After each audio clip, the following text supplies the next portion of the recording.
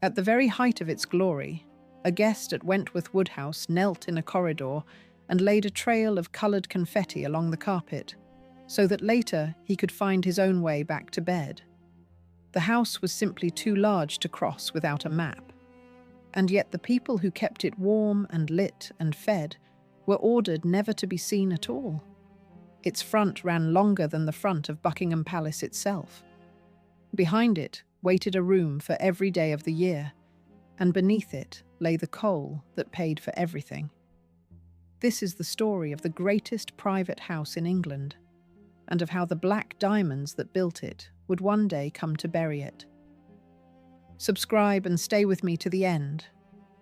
The garden you are about to see at the height of its beauty is the same ground a government minister would one day order torn open right up to the windows in 1946. Chapter 1. The house you could get lost in. The confetti was not a party game. It was a survival tool, because guests at Wentworth Woodhouse genuinely could not find their rooms. The story survives in Catherine Bailey's History of the Family, the book she called Black Diamonds, and it is the perfect way into this house. One visitor, so the account goes, was so lost inside the place that he took to crumbling wafer biscuits along the route from his bedroom to the dining room, so that he could follow the crumbs back. It did not work well enough. And after that, we are told, guests were handed a crested silver casket filled with pieces of differently coloured confetti, and each laid a private trail through the corridors, a thread of colour on the carpet that led home through the largest private house in England. Sit with that image for a moment, because everything that follows grows out of it. Here were some of the richest and most powerful people in the country gathered under one roof, and they could lose themselves inside a single family's house. They needed a paper trail to walk from where they slept to where they ate their dinner. No cottage does that to a person. No townhouse, no ordinary mansion, however grand, does that. Only a house built past the edge of reason does that, and Wentworth Woodhouse was built past the edge of reason.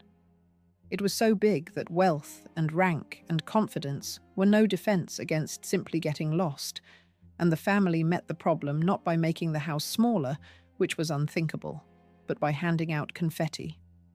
Stand in front of the place, and the numbers begin at once. The show front, the great east front, runs to something like 606 feet in length. 600 feet. That is more than twice the length of the garden front of Buckingham Palace, the London home of the British monarch, a building most people already think of as impossibly long. It is usually called the longest façade of any country house in Europe, and once you have stood before it, no photograph ever quite holds it again, because the human eye cannot take in that much building at a single glance. It has to travel along the front the way you would read a sentence, and by the time it reaches the far end, it has half forgotten the near one. Behind that single frontage, the house spreads to roughly 250,000 square feet of floor. Inside it, there are something over 5 miles of corridors and passages, so that the interior is less a house than a small covered town, with districts and distances and journeys of its own. A person walking through every room would need close to 2 hours simply to cross the building, and that is before they stopped to look at anything, before they paused at a single painting or opened a single door. 2 hours, indoors, to walk your own home. Then there is the legend, the one this video is named for. Wentworth Woodhouse has always been called a calendar house. The story says it holds 365 rooms, one for every day of the year, and 1,000 windows to go with them. It is a wonderful line, and it is repeated in guidebooks and articles everywhere. But it deserves an honest word, because this is a channel that would rather give you the true number than the neat one. That figure is tradition, not a survey. When people actually try to count the rooms, they arrive at something over 300, and they admit at once that the exact total is genuinely disputed. partly because nobody can agree whether to count the cupboards and the closets and the small service spaces at all. So take the room for every day of the year as the house's own myth, the story it liked to tell about itself, rather than a figure anyone has ever confirmed with a clipboard and a pencil. And notice this: the honest number is only a little smaller than the legend, and somehow that makes it worse. Even stripped of the folklore, even counted by a careful hand, the house is monstrous. Here is the strangest thing of all about the place, and we will spend the next chapter on it. Wentworth Woodhouse is really two great houses joined back to back, with two entirely different faces, built barely a few years apart by the same restless man. On one side rises a heavy, ornate front in one style. On the other rises the long, calm, columned front in a completely different style that made the house famous. For now, simply hold the scale in your mind and let it settle. A front longer than a royal palace, over 300 rooms, 1,000 windows in the telling, 5 miles of passages, 2 hours to walk across. A house so vast that its owners scattered confetti to find the way home. And now ask the question this whole film exists to answer, because it is the question the confetti begs. A house like this does not keep itself. It does not light its own candles, lay its own fires, carry its own coal, cook its own dinners, wash its own linen, or make its own beds. Somebody did all of that. A whole hidden army of them, every hour of every day, in every season, for generations. Who were they? Where did they sleep? And when did they rise? And what were they paid? And what were the rules that governed their bodies inside these walls? Because the front of Wentworth Woodhouse was built to be seen from a mile away, a deliberate act of display aimed at the whole world. And the people who actually ran it were built, by the deepest customs of their age, to never be seen at all. Between those two facts lies everything. Chapter 2. Two Fronts and a Change of Heart. The man who built Wentworth Woodhouse finished one enormous house, then turned around and built a second one against its back. That single decision tells you almost everything you need to know about the appetite that made this place. His name was Thomas Watson Wentworth, and he would rise to become the first Marquess of Rockingham. A Marquess, for American ears, is a rank of nobleman that sits above an earl and below a duke, near the very top of the old English aristocracy, and Thomas Watson Wentworth meant his house to match his rank. In the 1720s, he set about replacing an older house on the family's Yorkshire land with something truly grand, in the heavy, ornate, Baroque manner then in fashion. That first great front, the west, or entrance side, was raised with a mason architect named Ralph Tunnicliffe, and it was, by any ordinary standard, a triumph, a vast and richly decorated face of stone. Then something happened that reveals the exact nature of the ambition inside this family. The Baroque front was barely finished when fashion turned against it. Taste in England swung toward a new style called Palladian, a cooler, calmer, classical manner based on the buildings of ancient Rome and the villas of Renaissance Italy. All long, straight lines and even disciplined columns. And rather than live in a house that was already going out of date, Thomas Watson Wentworth did the most extraordinary thing. He simply built another one. On the opposite side of the very same building, he raised an entirely new and far larger Palladian front, the 600-foot east front that the world now remembers.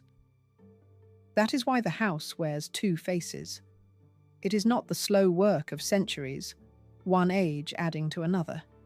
It is one man, inside one lifetime, deciding that the greatest house he could build was somehow still not great enough, and building it a second time, back to back with the first.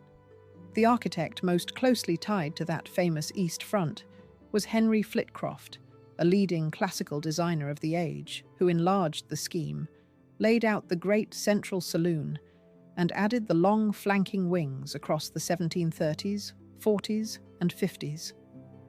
Inside, the grandest room of all is that saloon, sometimes called the Marble Hall, and it is worth building in your mind because it is the family's ambition frozen in stone.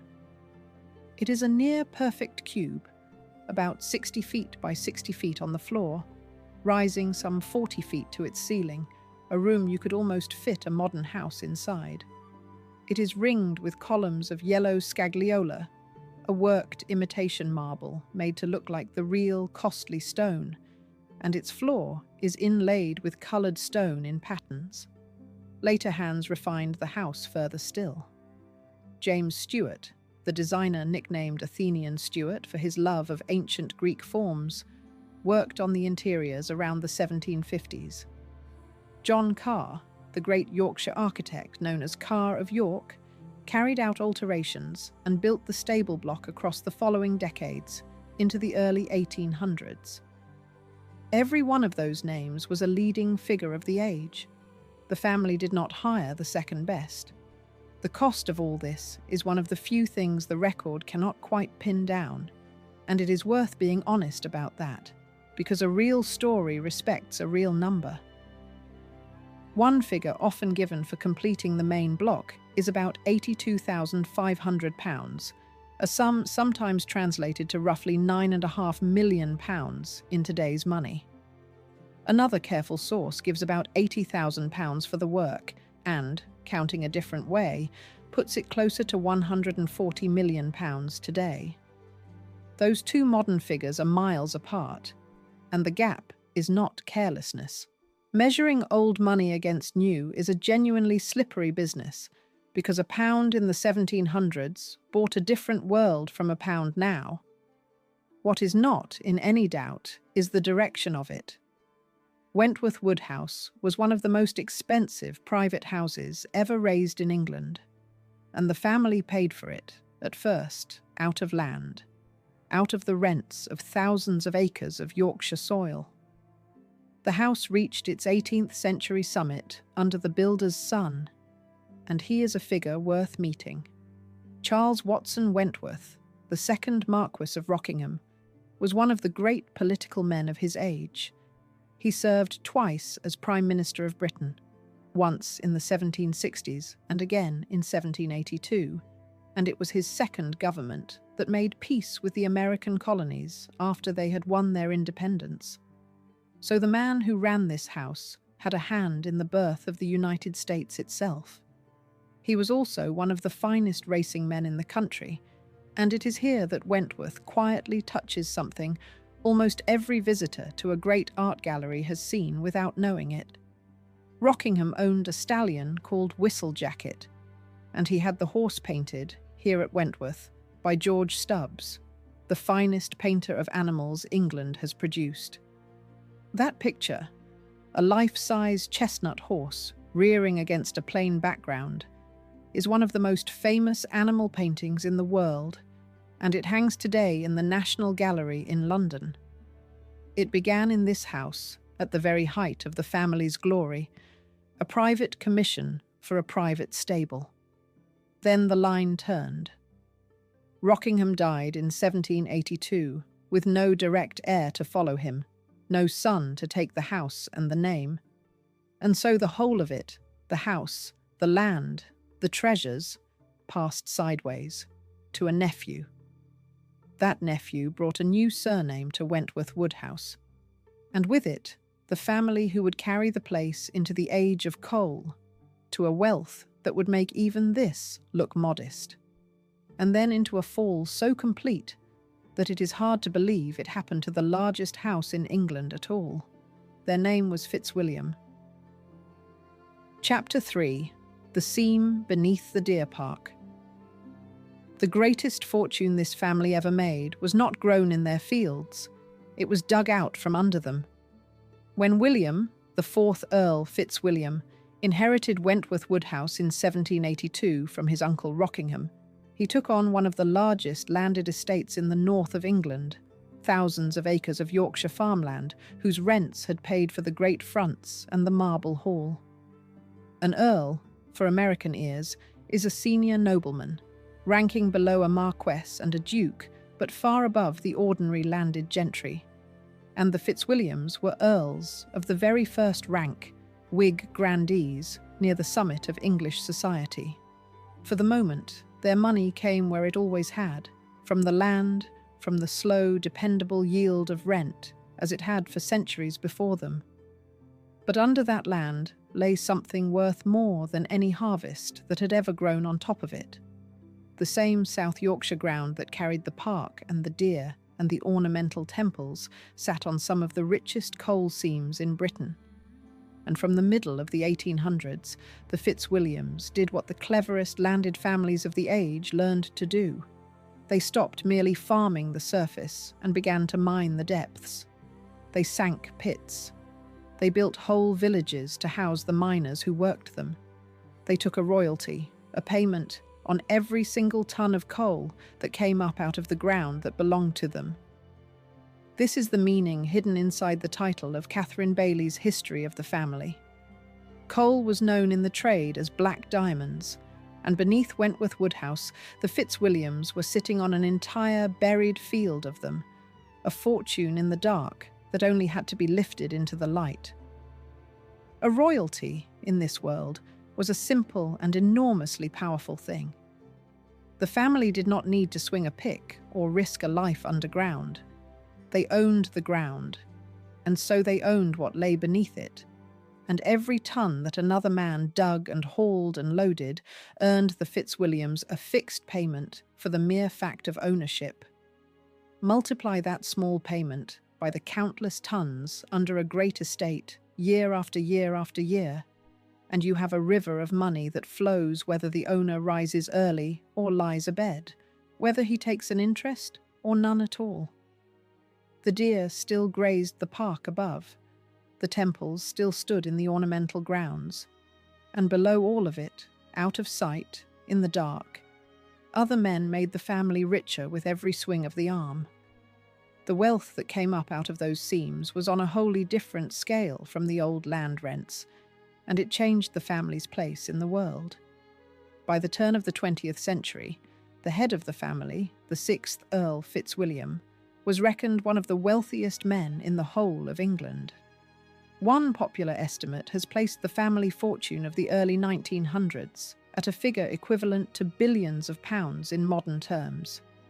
That particular number is best treated with caution, a journalist's estimate rather than an audited ledger, but the direction of it is beyond dispute.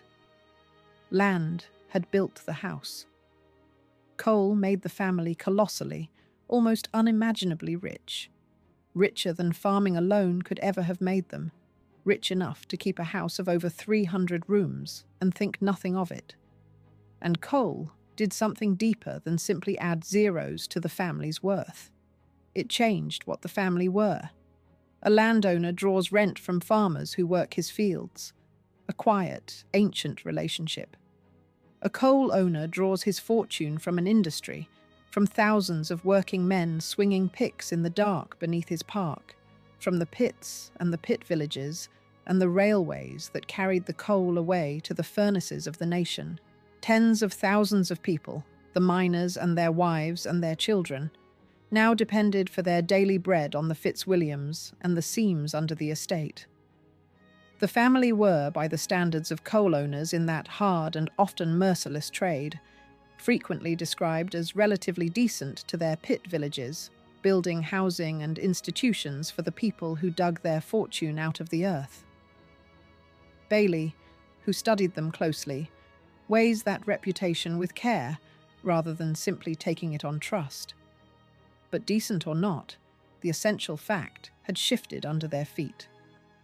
The wealth of Wentworth was now tied, root and branch, to a single industry. That was its enormous strength.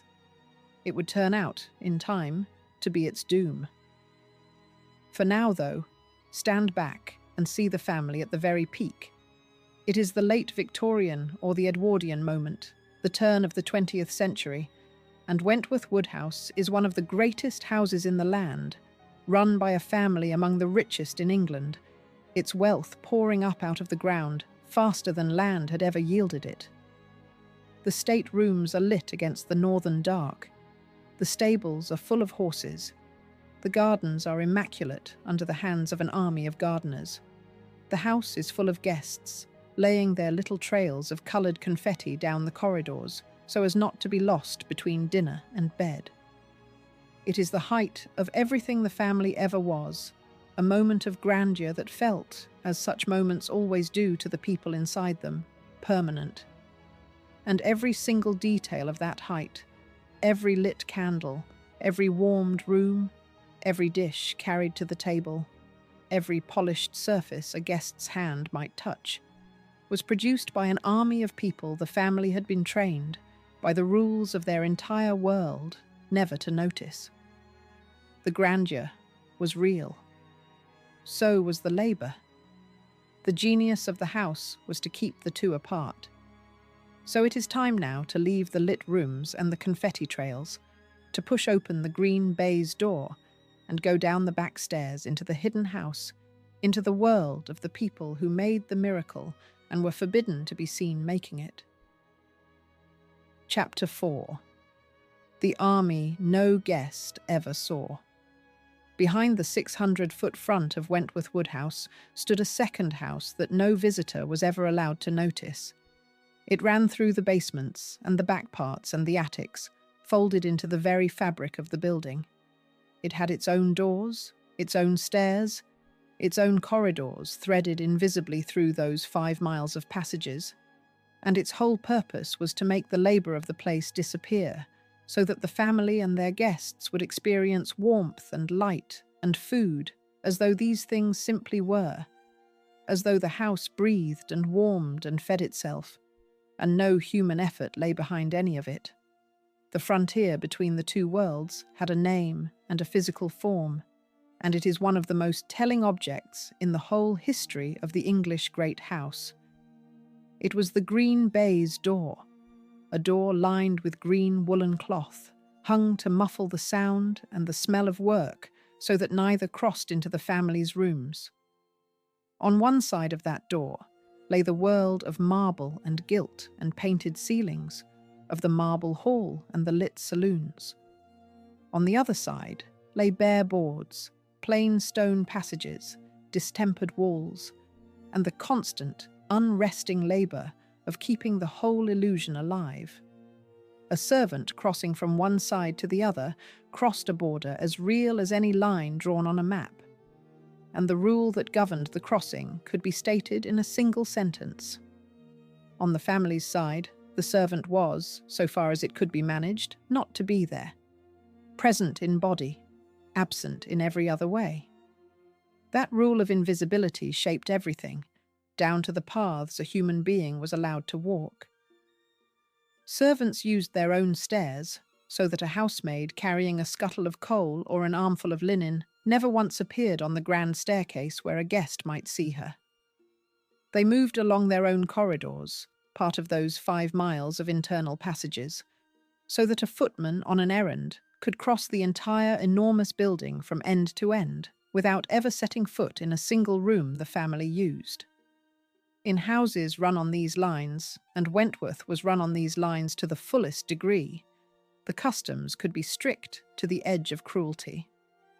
A servant who met a member of the family in a passage might be expected to stand aside and make themselves small, to let the family pass as though no one were there, so that the smooth surface of the great house was never troubled by the sight of the effort holding it up. The house showed one gleaming face to its guests. Behind that face, a whole labouring world was ordered to hold its breath. The geography of the hidden house followed the geography of power inside it, from top to bottom, quite literally. The family lived in the middle, on the grand floors, in the tall, light, warm rooms with the painted ceilings and the long views over the park. Above them, up under the roof, in the cold and the low light, slept the servants, in plain rooms reached by the back stairs, rising each morning to come down into a house that was not theirs. Below them, in the basements and the cellars and the service courts, lay the working heart of the place, the kitchens and the sculleries and the stores, the world of stone and steam and labour. So the house sorted its people by height as much as by rule. Comfort in the middle, service above and below, and between them the back stairs that the family need never climb and the servants could never leave. A whole society stacked inside a single building, each layer knowing its place in the stone. Now, how many people did it take? Here we must be careful and honest, because this is exactly the kind of number that legend loves to inflate, and the truth needs no inflation to appall you. In the census of 1841, over 1,000 people were recorded as employed across the Wentworth estate. Understand what that figure is and is not. It is the whole estate, not the indoor household alone. It ran the entire range of work that a great estate required, from housekeepers and gardeners to gamekeepers, and in a detail that tells you the sheer scale of the operation, even rat catchers, a trade the estate needed enough to keep men in it. Beyond that 1,000, tens of thousands more men and their families depended on the Earl through the coal pits and the pit villages he owned. The household that actually served the family inside the house, the indoor staff, was smaller than that headline 1,000, numbering in the dozens rather than the thousands. But do not let the word dozens shrink the picture in your mind. Dozens of human beings, indoors, whose entire working lives were spent keeping one family comfortable, is itself a standing army, housed within the walls, marching before dawn. And it is that indoor army, with the wider host of the estate behind it, that this film is really about. To feel how far all this had grown, simply hold the scale of it in your mind once more.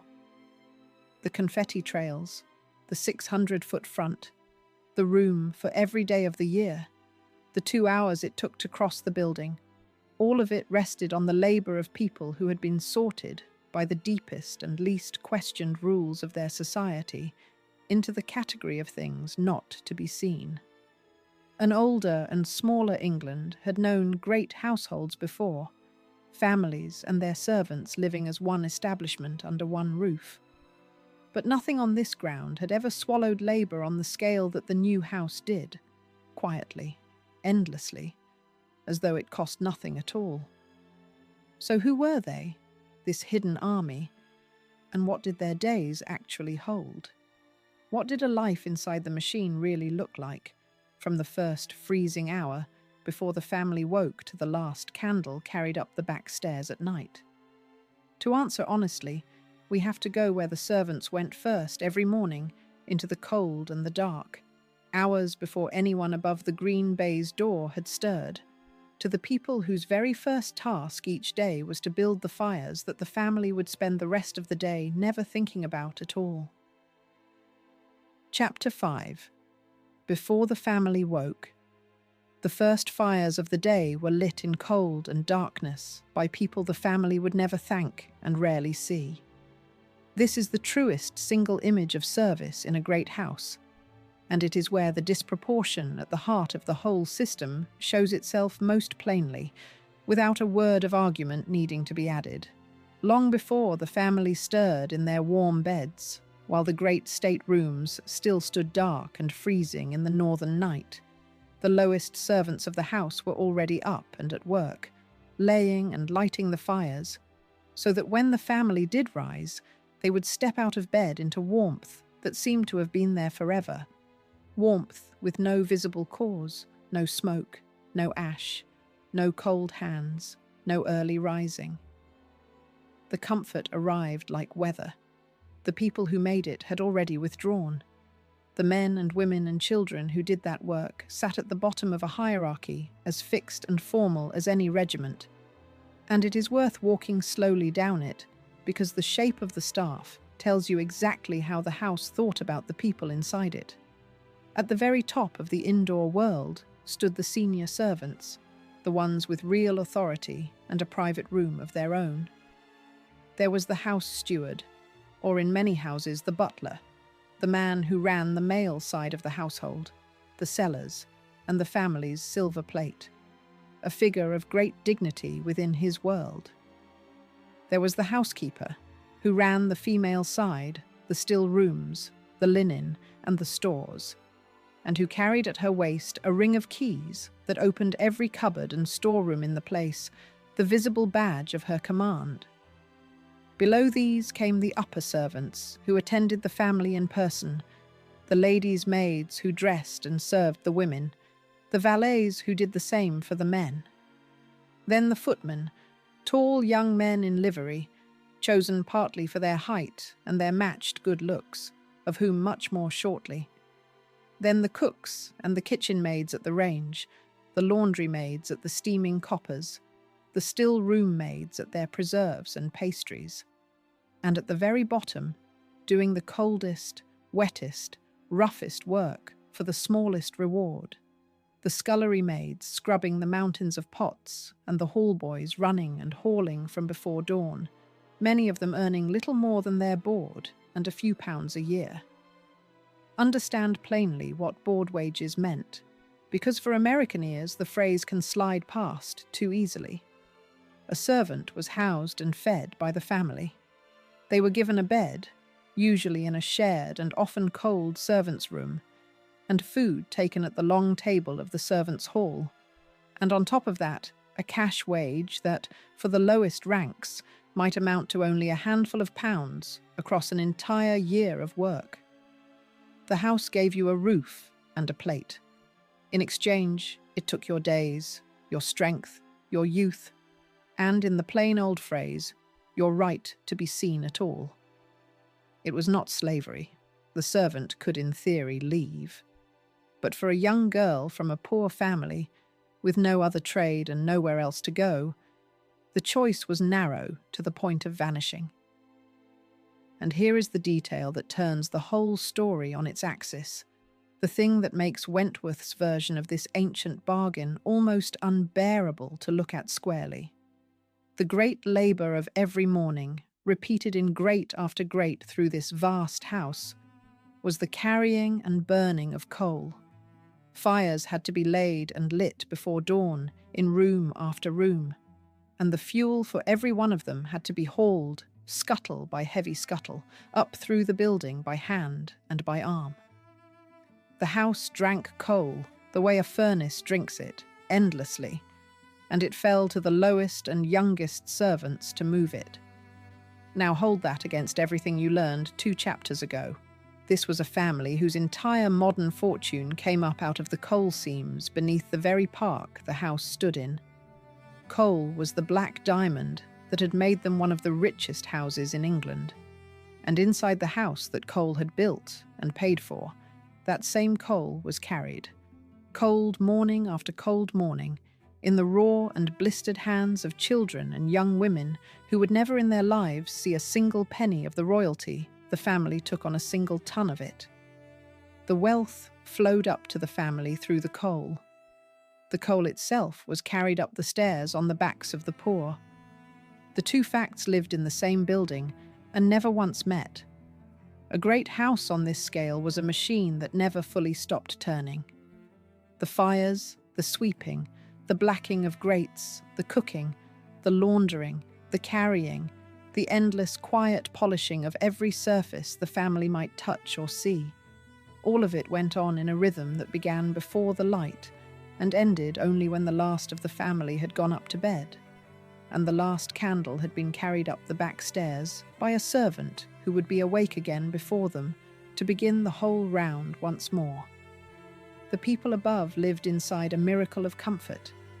The people below were the miracle, worked day after day into the walls of it, and forbidden to be seen performing it. Nowhere was that gap wider or stranger than in the simplest thing of all, the daily business of getting dinner from the place where it was cooked to the place where it was eaten. Because at Wentworth, of all houses, that short and ordinary journey became one of the longest roads in the building. Chapter 6. The long road from kitchen to table. At Wentworth, the food travelled further to reach the table than most servants travelled to reach their beds. In a house of this size, the kitchens were set well away from the dining rooms, as they were in every great house of the age, and the reason was as much about the senses as about safety. Kitchens were hot and smoky and loud and thick with the smells of cooking, and the entire point of the family's world was that none of those things should ever reach it. Grandeur was meant to seem effortless, and nothing destroys the illusion of effortlessness faster than the smell of the effort. So the cooking was banished to its own distant quarter of the building, and the finished food was carried, dish by dish, along corridors and upstairs, across the length of a house where a single front ran 600 feet, and the passages together ran to 5 miles. Picture the journey a single plate had to make. A dinner is cooked in the roaring heat of the kitchen, plated, and then carried out of that heat into the cool stone corridors of the service side, through the green baize door that seals the smell of the kitchen away, and on toward the dining room, held as warm as human hands and covered dishes can manage across a distance that in an ordinary town would be a walk between 2 streets. By the time the food reached the family, it had crossed the entire hidden house, passed through the invisible world and back out into the visible one, and the family met only the arrival. They saw a hot dish set down before them without apparent effort, in a room that was already warm and already lit, and they never saw the long, cold road it had travelled, nor the careful, hurrying people who had carried it every foot of the way. The distance was the point. The distance was what wealth bought. This is where the display side of service tips over into something almost theatrical, and the footmen are the clearest example of it. They were not hired only for their strength, or their steadiness, or their skill with a tray. They were hired, in significant part, for their height and their looks, and matched carefully to one another, like a set of matching ornaments, because a line of tall footmen in identical livery moving in step around a dinner table was itself a piece of visible wealth, a thing put on show. The family that could station a row of towering, handsome, perfectly matched young men behind its chairs was announcing, without a single word, that it could afford to spend human beings on pure appearance, to buy men the way one buys a fine service of plate. The footman's height was a luxury good, priced accordingly. The living man inside the livery was, to the cold logic of the system, a decorative object that also happened to be able to carry a dish. Let me set the scale of this labour out plainly in numbers, because the figures deserve to be felt in the body and not merely heard. A single front of the house ran to about 606 feet, longer than any country house façade in Europe. The whole building held roughly 250,000 square feet of floor and something over 5 miles of corridors. Crossing it on foot took close to 2 hours. And through that vast interior, day after day, year after year, an indoor staff numbered in the dozens carried the warmth, the food, and the light from the hidden side to the seen side, while beyond the walls over 1,000 people worked the wider estate, and tens of thousands more toiled in the pits that paid for every candle of it. Every figure in that list, the feet, the square feet, the miles, the hours, the dozens, the thousand, the tens of thousands, is a measure of the same single thing. It is a measure of the distance the system was willing to put between comfort and the labour that produced it, and of how many human beings were arranged along that distance to keep the two ends from ever meeting.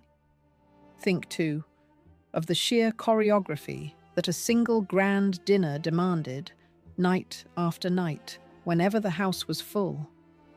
A meal of many courses had to arrive in the right order, at the right heat, in perfect and silent succession. Each dish carried its long, cold road from the kitchen and set down as though it had cost nobody anything to bring it there. Behind that smooth surface, lay a small, hidden army working in near silence and at speed, timed to the minute, moving along the back corridors so that the family saw only the calm procession of food and never the run and the sweat that produced it. A guest, laying his confetti trail after such a dinner, walked back to bed through a house that had just performed an enormous feat of hidden labour purely so that he need never notice labour at all. The comfort was total. The cost was carried entirely on the far side of the wall. The green baize door was the hinge of the whole arrangement, the exact point where the labour was made to vanish. On the family's side, a dish appeared as if by magic, warm on a laid table, in a room that had somehow always been lit and heated. On the servants' side lay the truth of it: the long carry, the cold corridors, the matched young men holding their trays, the cooks sweating at the range, the maids in the scullery, the fires laid before dawn. The genius of the great house, if genius is the word for it, was to make the effort disappear so completely that the people who lived inside the comfort could believe, most of the time, that it cost nothing at all, that it was simply the natural condition of people like themselves. But of course it cost a very great deal, every day, without pause, forever, and somebody had to pay the bill. In the next chapter, we look straight at that bill, at what it actually took to be the richest family in England, and at the ratio, the offensive, unforgettable ratio, of how many hands it took to keep how very few in comfort. Chapter 7. The price of being the richest family in England. Every lit window at Wentworth had a cost, and the bill fell due every single day of the year. A house does not run on grandeur, or on history, or on a famous name. It runs on money, spent constantly, on wages and food and fuel and repair, and the grander the house, the more relentless and bottomless the spending becomes.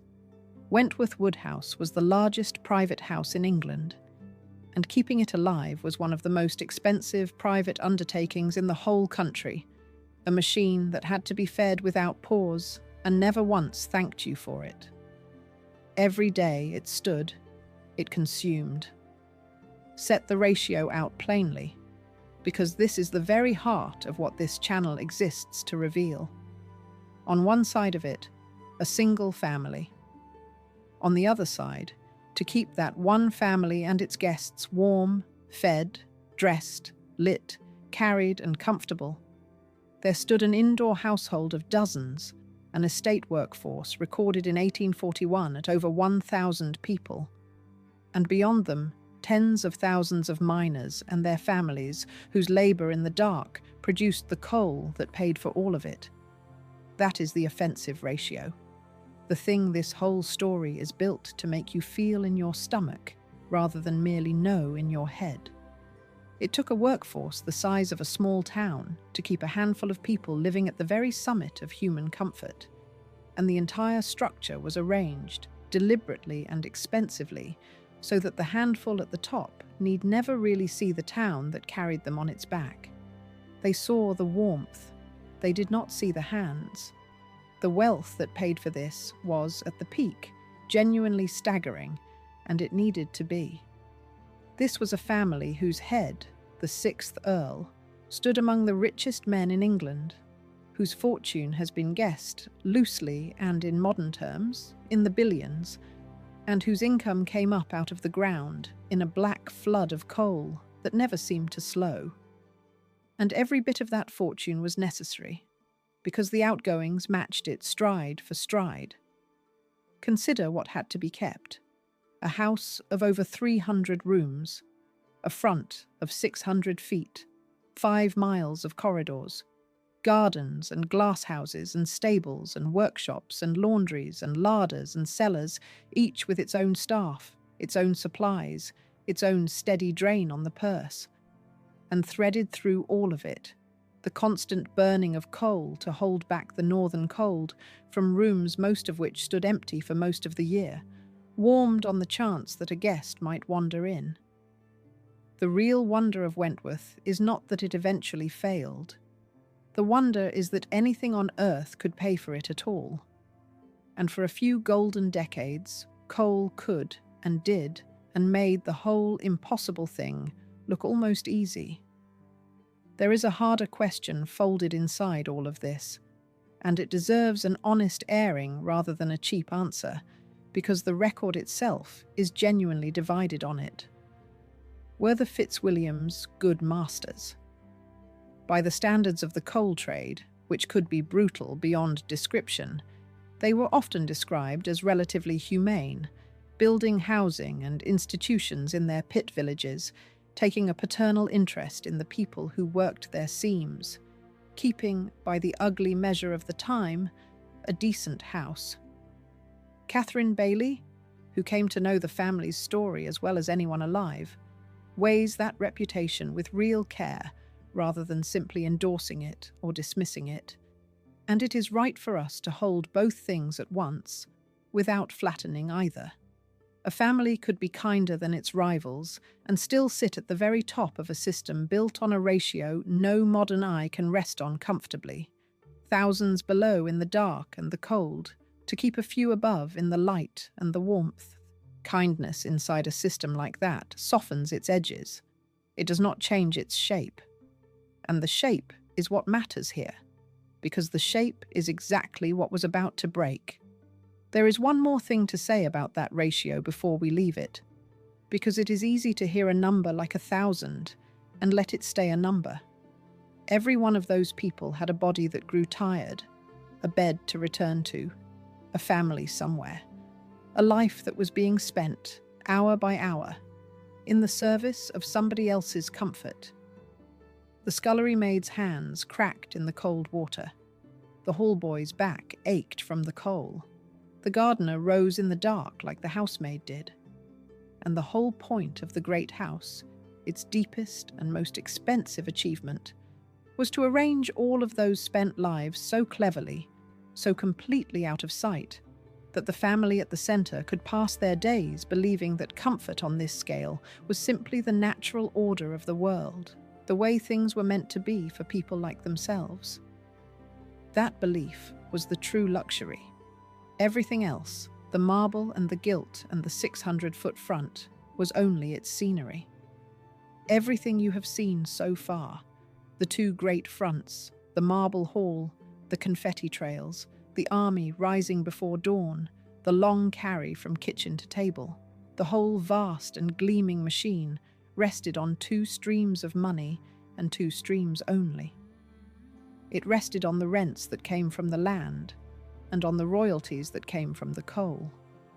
For a golden handful of decades, both ran strong at once, and Wentworth stood at a height few houses in all of England ever reached.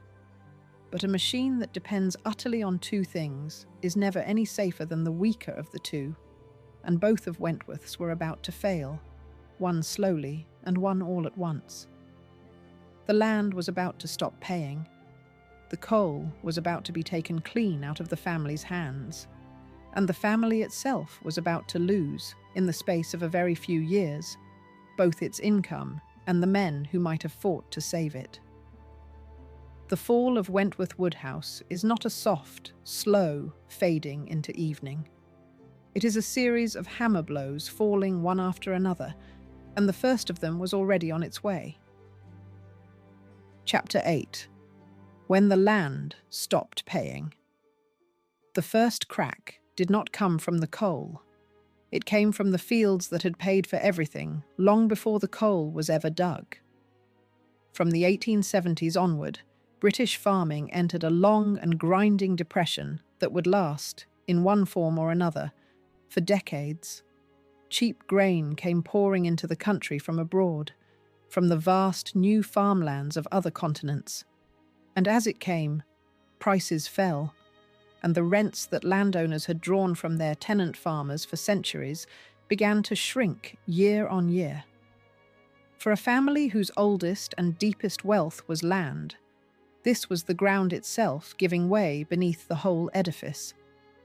The rents that had raised the two great fronts of Wentworth, that had carried the house for generations before coal ever came to the rescue, were quietly and steadily failing, and no amount of grandeur could argue with a falling price of wheat. Then came the tax that would break great houses across the whole of Britain, one after another, for the next half-century and more. In 1894, the government introduced death duties, a tax charged on the value of an estate each and every time it passed from one owner to the next upon a death. For American ears, picture an inheritance tax aimed squarely and deliberately at exactly the kind of vast landed and built wealth that Wentworth so perfectly represented. The duties began at levels the great families already found painful, and across the following decades they were raised again and again until a single death could carry off a crushing share of everything a family owned. And here was the cruelty of the design. The tax fell not on income, which a family might tighten its belt and spare, but on the capital itself, on the land and the house and the paintings and the treasures, the very bones of the thing. A house like Wentworth, worth a fortune on paper and desperately, endlessly expensive to run in practice, was precisely the sort of possession that death duties were built to reach, and to reach hard. There is a cruelty in the very design of such a tax that is worth dwelling on for a moment, because it explains why so many great houses fell and so few could save themselves. A family like the Fitzwilliams looked, on paper, almost infinitely rich. They owned a house worth a fortune, land worth another fortune, paintings and plate and furniture worth a third. But almost none of that wealth was money. It was things, vast and beautiful and useless things that could not pay a tax bill unless they were sold. And so, when a death fell and the duty came due, a family that owned a Stubbs and a marble hall and thousands of acres might find itself with no way to pay except to begin selling the very things that made it what it was. The tax turned the house against itself. To keep the estate, you had to break the estate. Every great funeral now carried, behind the coffin, the quiet threat of the auctioneer. Over the top of the failing rents and the rising duties came the greatest blow of the whole age, the First World War. Across those 4 years, from the middle of the 1910s, the war took a whole generation of young men out of the fields and the villages and the great houses and sent them to the trenches, and it did not send all of them home again. And it struck at both sides of the green baize door at once, which is what made it so total. It killed heirs, the very sons who were meant to inherit these estates and fight for them. And it emptied the servants' hall, because the footmen and the hall boys and the undergardeners went to the war as well, and those who came back to a country that had changed while they were gone. After the war, the old, unspoken rule that a working person's natural and proper place was in domestic service began at last to break. There were factories now, and shops, and offices, work that paid better, and just as importantly, did not demand that a human being make themselves invisible in order to earn a wage. The supply of servants, the very people without whom the great house could not exist for a single day, began quietly to dry up at the source. Put those 3 forces together, the failing land, the rising tax on the capital, and the thinning of the invisible army, and you have the slow, structural undoing of the entire world that Wentworth belonged to. None of these blows was aimed at Wentworth alone. They fell on every great house in Britain at once, the whole class of them. And across the coming decades they would bring hundreds of those houses down into dust and rubble. This was the tide going out under all of them together. But Wentworth, on top of these shared national sorrows, had troubles of its own that were sharper and more particular, and they struck not at the estate's accounts, but at the very heart of the family, at the question of who the family truly was. For the trouble here was not only money and taxes and a changing world, it was also a shadow hanging over the head of the house himself, over the very man who inherited the greatest private house in England. A doubt that reached all the way back to the circumstances of his birth. Chapter 9. The Name They Questioned. The 7th Earl inherited the greatest house in England under a shadow that reached all the way back to his birth. His name was William, and to the family and those close to it, he was known simply as Billy. He was the coal-owning grandee at the head of Wentworth in the years when the house still blazed with wealth and confidence. And yet, according to the story Catherine Bailey pieced together with such patience in Black Diamonds, his very right to the title itself was quietly haunted by a dispute over the circumstances of his birth, which had taken place abroad. Bailey places that old quarrel close to the very centre of the whole dynasty's private drama, a doubt about legitimacy and inheritance that ran underneath all the grandeur like a hidden fault line running deep beneath solid stone. It is worth pausing to feel what a thing like that actually meant in this world, because to a modern ear, it can sound like mere gossip, and it was very far from mere gossip. Everything about a family such as the Fitzwilliams rested on one thing above all others, the clean, unbroken passing of name and title and land from father to son, generation after generation, without a single doubtful link in the chain. The entire system of the great house, the earldom, the estate, the coal, the right to all of it, depended utterly on there being no question about who the true and rightful heir was.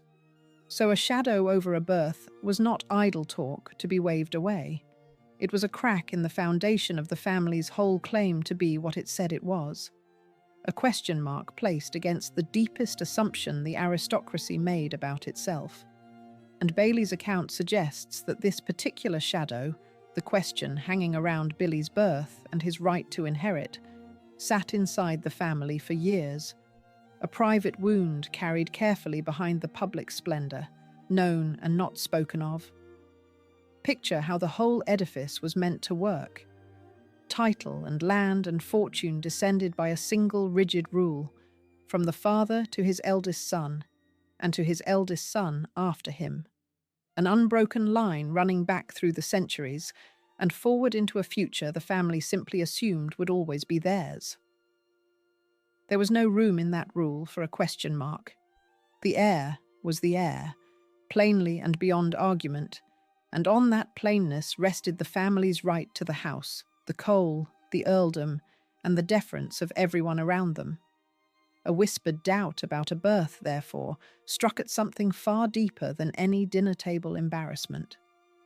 It reached down and touched the single foundation stone on which the entire towering structure was balanced. If the line was not clean, then what, exactly, held all the rest of it up? It is the kind of question a family that grand could not afford even to ask aloud, and so, if Bailey is right, it was carried instead in silence, for years, behind the confident public face.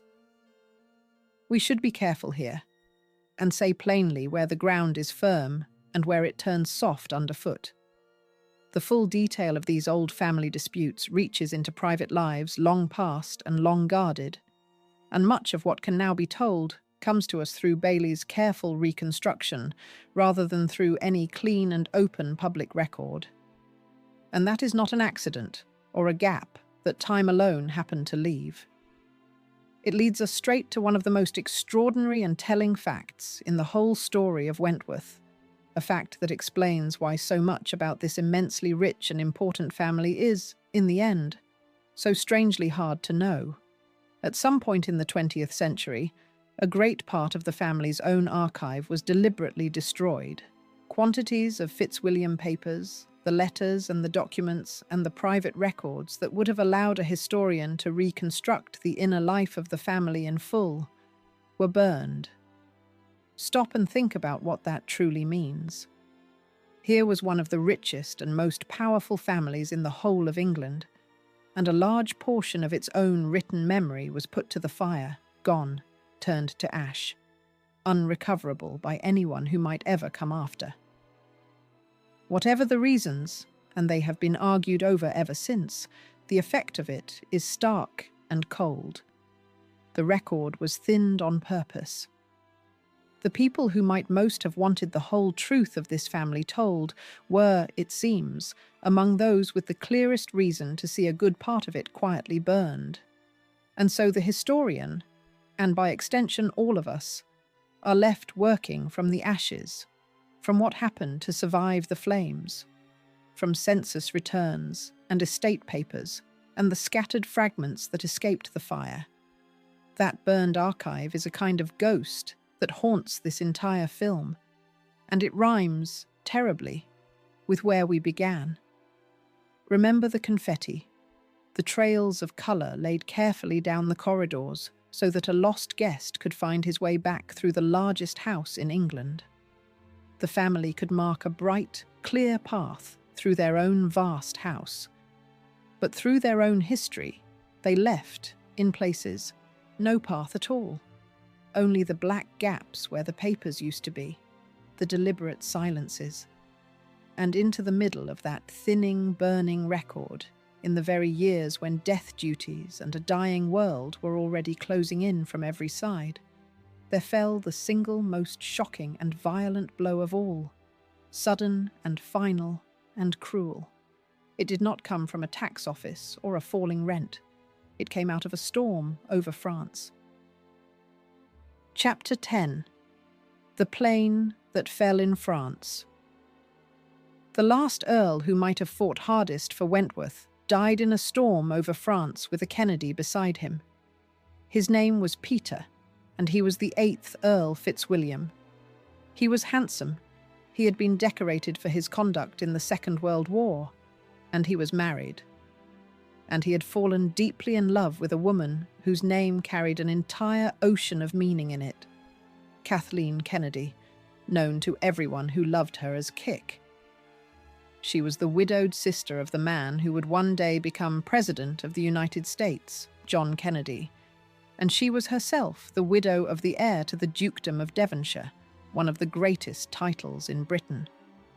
Their love ran against every rule of both their worlds at once, against his marriage, against her powerful family, against everything both their worlds expected of them.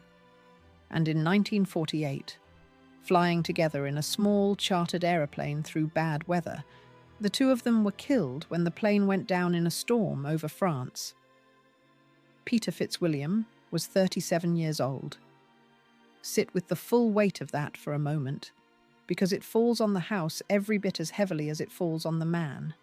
In the very years when Wentworth needed, more than it needed anything else on earth, a strong and vigorous and determined head of the family to stand and fight for it against the taxes and the mines and the changing world, that man was suddenly and utterly gone, killed in a single instant far from home, in the middle of a love affair so dramatic that it would have filled the newspapers of 2 continents.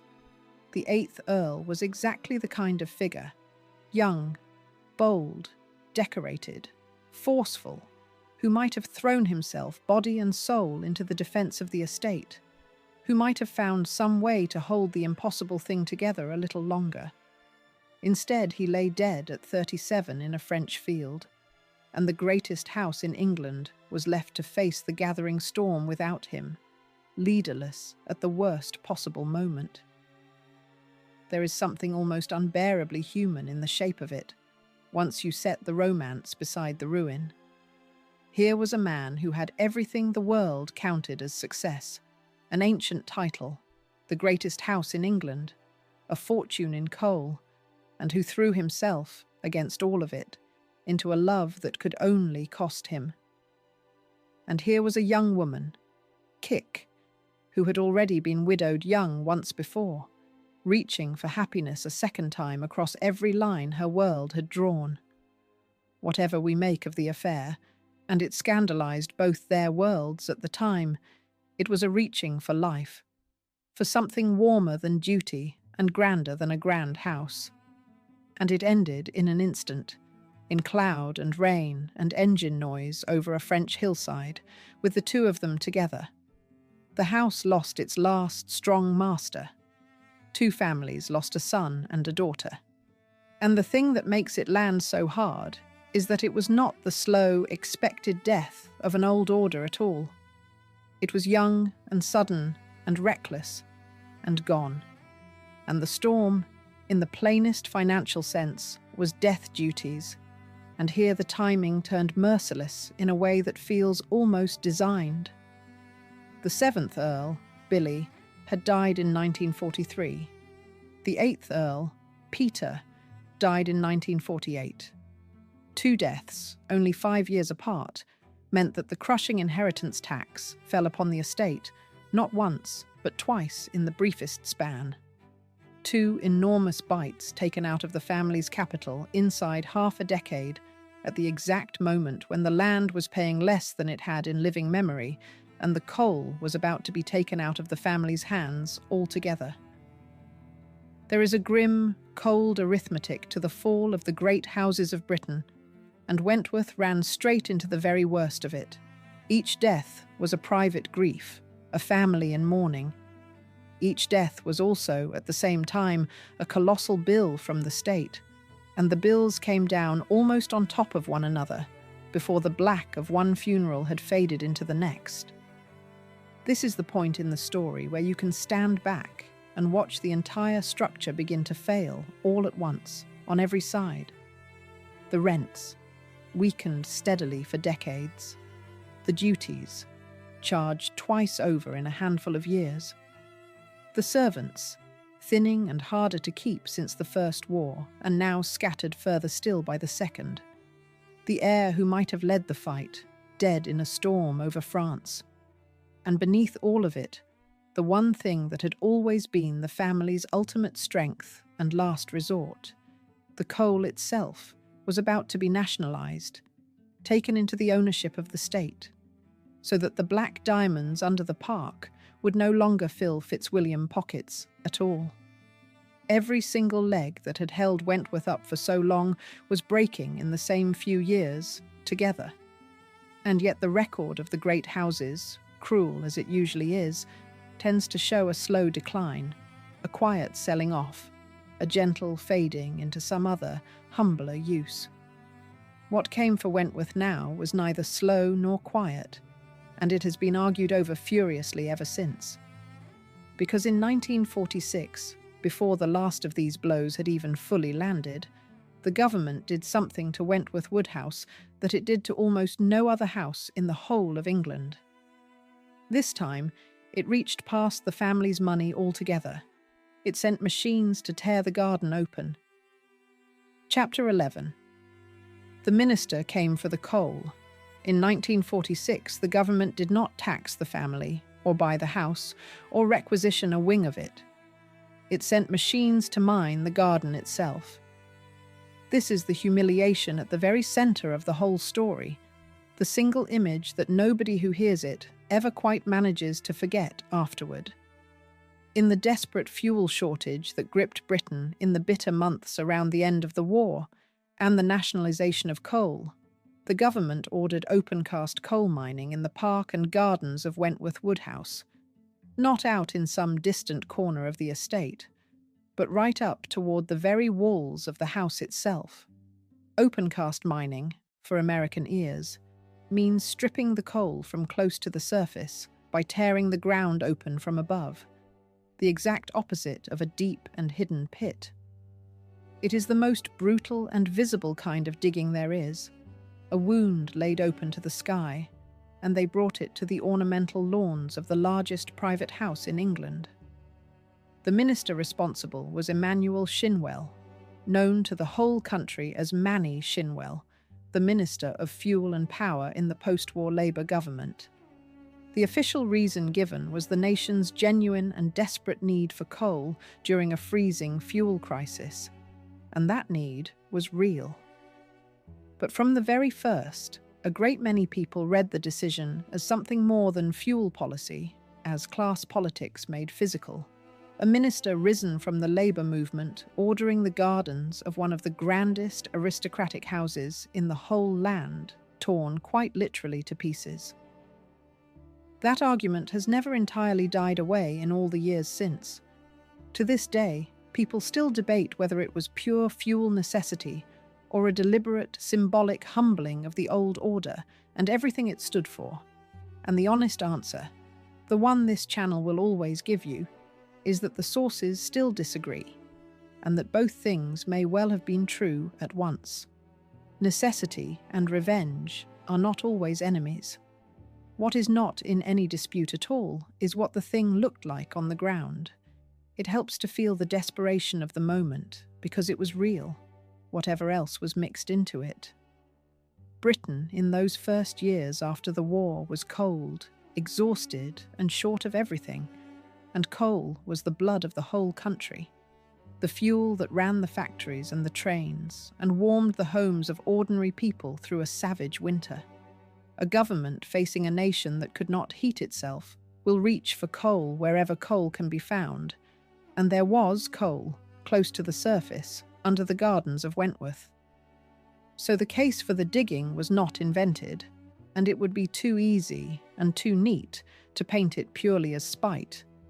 And yet the choice of this house, of all houses, the grandest symbol of the old aristocratic order, mined open right beneath its own windows, while a Labour government spoke of a new and fairer Britain, carried a meaning that no one at the time could fail to read. The need was real. So was the symbolism. Both hands were on the machine at once, and that is precisely why the argument has never ended. The damage was severe and specific, and every part of it deserves to be named clearly. Something in the order of 99 to 110 acres of formal gardens and parkland were given over to the excavation, handed to the machines. A beech avenue said to be 3 centuries old, planted and tended by generations who were all long in their graves before the first digger arrived, was destroyed outright. And the spoil, the torn-up earth and rock and waste thrown off by the digging, was piled into heaps reported as high as 50 feet, close to the house itself, so that when the family looked out from their own windows, they no longer saw lawns and temples and the ordered beauty of centuries stretching away. They saw mounds of dirt. Let that one image stand for the entire fall of the English great house. A family that had once scattered coloured confetti to find its way through its own endless corridors now looked out of those same corridors at a wall of raw spoil where the garden of centuries used to be.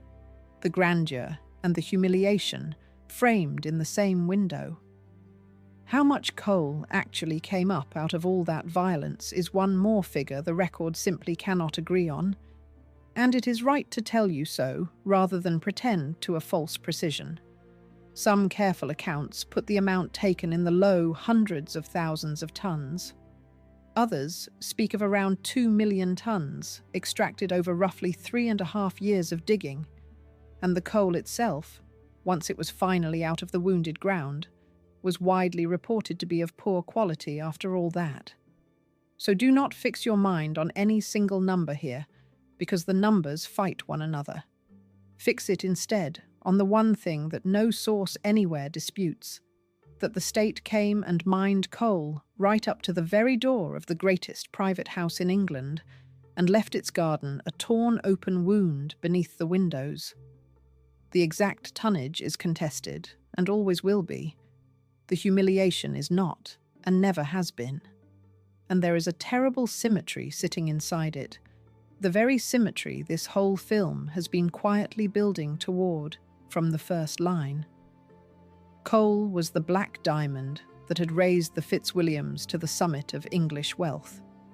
Coal was what had paid for the marble hall and the 600-foot front and the whole army of servants who carried it, scuttle by scuttle, up the back stairs before dawn. And now coal was the thing that came for the garden, that buried the lawns under 50 feet of spoil, that the state took into its own hands so that the family would never again profit from a single ton of it. The thing that built Wentworth, was the very thing that broke it.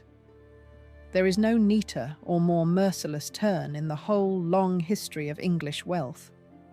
The house looked out at its own ruined ground, and the world that had once required a place like this, and an army like the one that ran it, was ending in real time, in mud, beneath the windows. Chapter 12. A College in the Great Rooms. The house survived the mining, but it did not survive as a home. Wentworth Woodhouse still stood after 1946, battered and diminished, its famous garden torn open, but standing, unbowed in stone, if not in spirit. What it could not do, what it would never do again, was go on being the thing it had always been, a single family's private house, run by an invisible army and paid for out of land and coal. That entire world was over now, finished, and everyone could feel that it was finished. The rents were gone or going. The coal had been nationalised into the hands of the state. The death duties had bitten twice in 5 years. The servants had melted away into a new and different country that no longer produced them. And so the largest private house in England faced a stark and simple choice. It had to become something else entirely, or it had to become nothing at all. In 1949, much of the house was leased to become a college, and there is a sharp and unmistakable irony folded right into the name it took.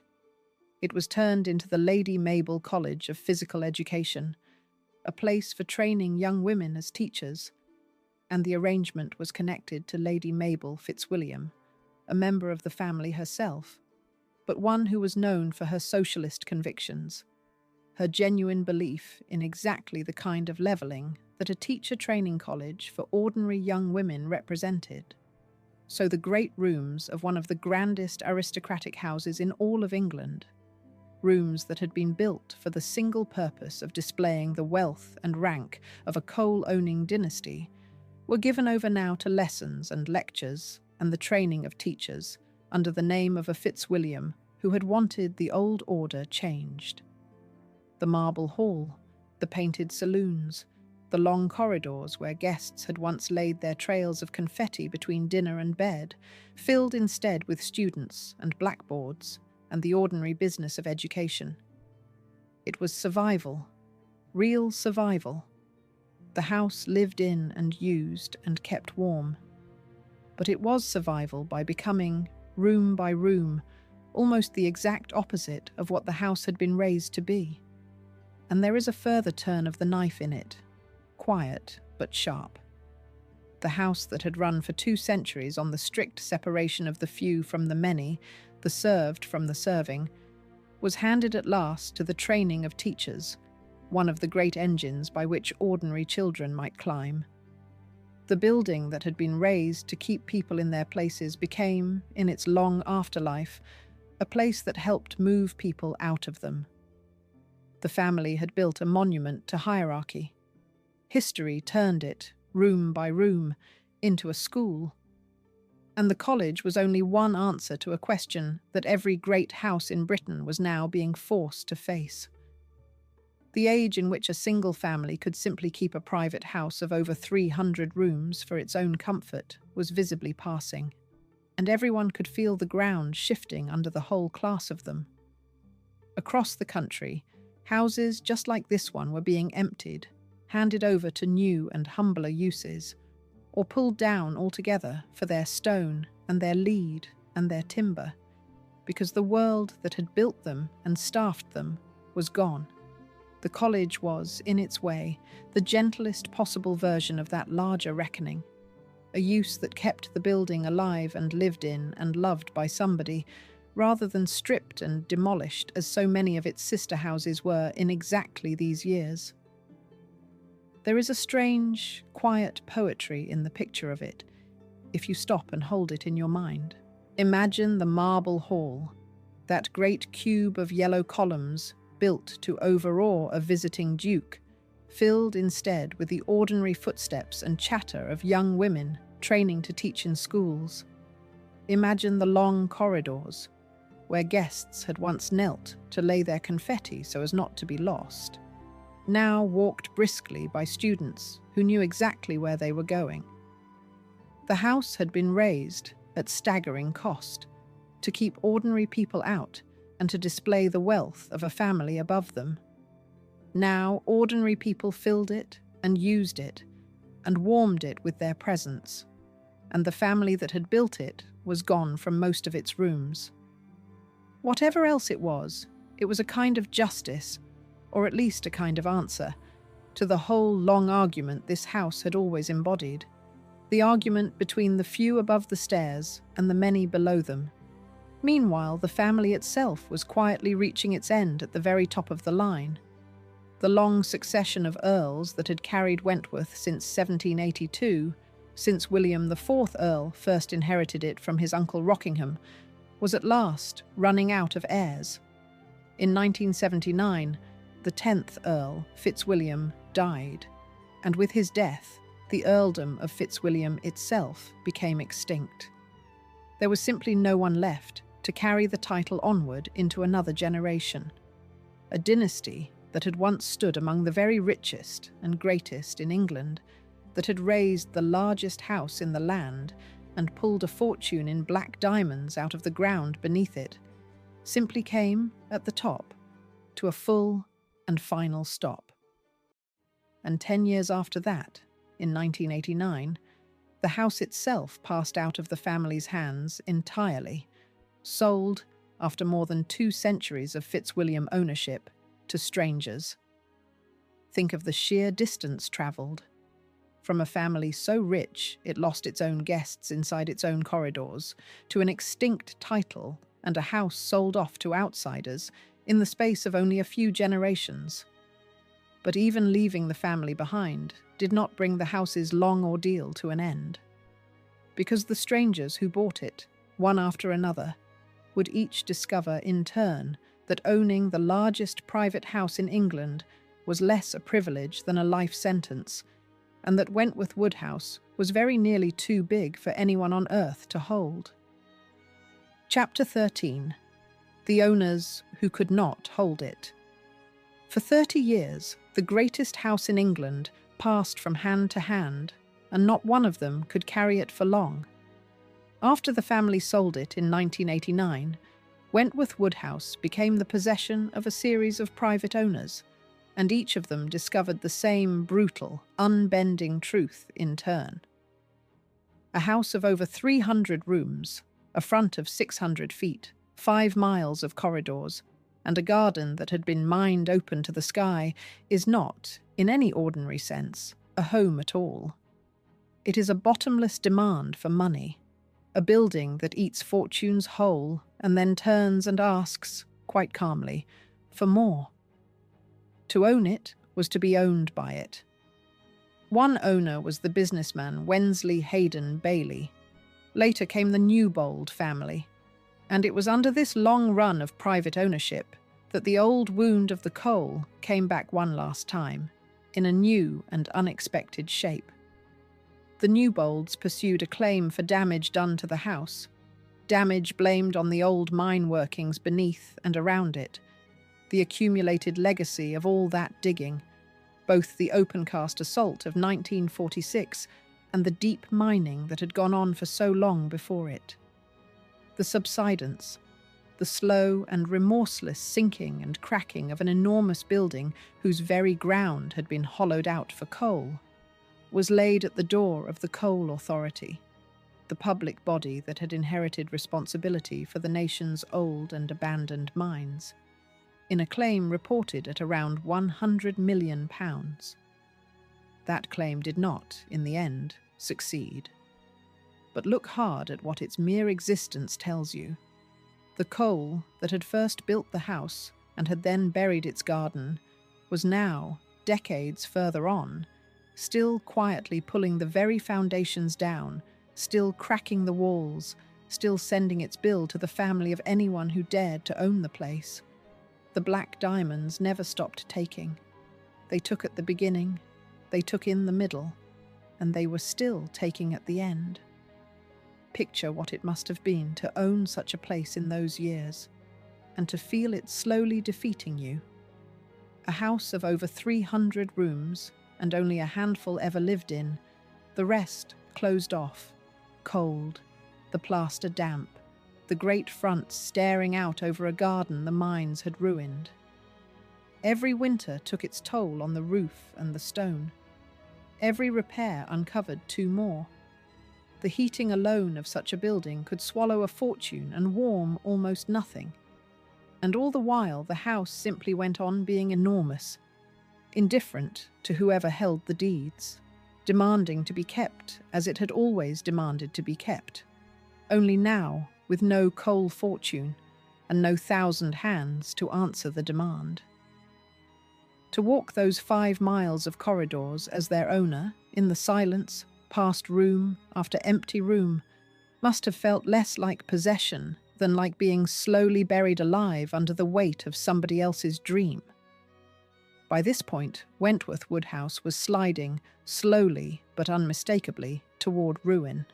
The largest private house in England, the calendar house of the confetti trails and the 600-foot front, was in real danger of being lost altogether, simply too vast to heat, too vast to repair, too vast for any private person on earth to save. And this was no idle fear. It was the exact fate that had already swallowed hundreds of other great houses across the whole of Britain in what came to be called the Demolition Age, the terrible middle decades of the 20th century, when country houses came down at a rate of roughly one every few days, at the very worst of it in the 1950s. Pulled apart and carted away for their stone and their lead and their timber, because no one alive could any longer afford to keep them standing. Wentworth had already survived so much. It had survived the mining and the duties, and the loss of the family and the college years. Now it faced the quiet, patient enemy that had beaten so very many of its sister houses in the end. The simple, grinding, unpayable arithmetic of decay. And then, right at the edge of ruin, with the water almost closed over its head, it was saved. In 2017, Wentworth Woodhouse was bought by the Wentworth Woodhouse Preservation Trust, a charity created for the single purpose of rescuing it, for a figure of about £7 million, with a government grant of some £7.5 million toward its future beyond that. The full cost of putting the house right has been estimated at anywhere from around £40 million to well over £100 million, and the work, described as one of the largest and most ambitious restoration projects in all of Britain, is still going on to this day. It is an astonishing sum of money, almost unreal. And yet, set against the whole history of this house, it carries a strange and fitting logic. Wentworth Woodhouse has always, from its very first stone, cost far more than seemed possible. It cost a fortune to build. It cost a fortune every single day merely to run. And now it costs a fortune all over again simply to save. The house has never once, in 3 centuries, been cheap to love, and it is not cheap to love now. So Wentworth still stands, pulled back from the very brink, no longer a family's private kingdom, but a rescued monument, opened at long last to the very public that its whole vast architecture had once been built, with such care and such expense, to keep firmly at a distance. And that brings us, at the end, back to exactly where we began, back to the confetti scattered on the corridor floor. The house has been saved. Its rooms can be walked again by ordinary people. But what, in the end, does it actually remember of everything it has seen? And what has it lost forever, past any hope of saving? Chapter 14. The names the house did not keep. Wentworth Woodhouse still stands, longer than any country house in Europe, and it still cannot tell you the names of most of the people who ran it. That is the quiet tragedy sitting underneath the loud and famous one. The house has survived. The front is still 600 feet long. The marble hall still rises in its great cube of yellow columns, 40 feet to the ceiling, exactly as the builder meant it to. Stubbs's magnificent portrait of the rearing horse Whistlejacket, painted here in this house at the very height of the family's glory, hangs safe and admired in the National Gallery in London, where anyone in the world may walk in and stand before it for free. The camellias in the gardens are being coaxed patiently back to life, and visitors now walk on guided tours through rooms that were shut and silent for generations, including, at long last, some of the service rooms of the hidden house, the very passages the whole architecture was built to keep them out of. The building has been given a future. What it can never fully be given back is its memory of the army that kept it alive. We know the family. We know them well. We know the Marquises of Rockingham and the Earls Fitzwilliam, the second Marquis who was twice Prime Minister and helped make peace with America, the sixth Earl who was among the richest men in England, Billy the seventh Earl under his lifelong shadow, Peter the eighth Earl who fell out of the sky over France with a Kennedy at his side. Their names are recorded, their portraits painted and hung, their lives written carefully into books. But the people this entire film has really been about, the housekeeper with her heavy ring of keys, the footmen matched and chosen by the inch, the scullery maids with their raw and blistered hands, the child hauling coal up the back stairs before dawn, most of them have simply gone down into silence. They survive, if they survive at all, as numbers in a census return. A single line recording over 1,000 souls on the estate in 1841, or as a roll without a face in an old and fading wage book. The house was built, at enormous cost, to make them invisible in life. And history, careless and cruel, has largely kept them invisible in death. And that is the deepest and truest thing about Wentworth Woodhouse, the one worth carrying away with you from all these numbers and dates and fallen earls. It was a house built to be seen, run entirely by people who were forbidden to be seen. The longest country house front in all of Europe existed for one purpose: to announce a single family's power to the watching world. And the many hands that actually produced that power, the warmth, the light, the food, the polish, the very trails of confetti that kept the lost guests from wandering forever, were ordered to move through the walls like ghosts and never once be noticed doing it. The house is a monument, raised in stone and marble and gold to disproportion itself. An army below to keep a handful above. A room for every day of the year that no family could ever hope to fill. And beneath every stone of it, the coal that paid the whole impossible bill. And then, in the end, the coal took it all back. The black diamonds that had raised the Fitzwilliams to the very summit of English wealth had tied the family's whole fortune, root and branch, to an industry that the nation would one day rise up and claim for itself. And in 1946, the state came for the coal beneath the garden and mined it open right up to the door, and buried the lawns of centuries under 50 feet of spoil. The thing that built the greatest private house in England was the thing that finally, publicly, humbled it.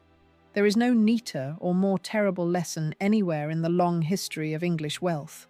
All that money, all that land, all that coal, all those thousands of hands, and the one single thing that none of it could ever buy, in the end, was permanence.